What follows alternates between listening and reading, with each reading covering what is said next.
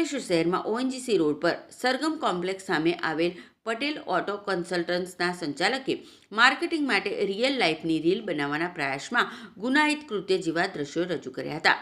Viral થયેલી એડમાં કાળા રંગની સ્કોર્પિયો ગાડી પૂરપાટ ઝડપે દુકાન આગળ આવી અચાનક રોડ પર ઊભી રાખવામાં આવે છે. ત્યારબાદ ગાડીમાંથી દંડા સાથે 3 થી 4 ઈસમો ઉતરી રોડ પર પાર્ક કરેલી બાઇકની તોડફોડ કરતા નજરે પડે છે. આ સમગ્ર ઘટના સીસીટીવી ફૂટેજ જેવા દ્રશ્યો સાથે તૈયાર કરી સોશિયલ મીડિયા પર એડ તરીકે વાયરલ કરવામાં આવી હતી. જો કે વિડીયો વાયરલ થતાં શહેર એ ડિવિઝન પોલીસના ધ્યાને આવતા મામલાની ગંભીરતા સમજી તપાસ શરૂ કરવામાં આવી.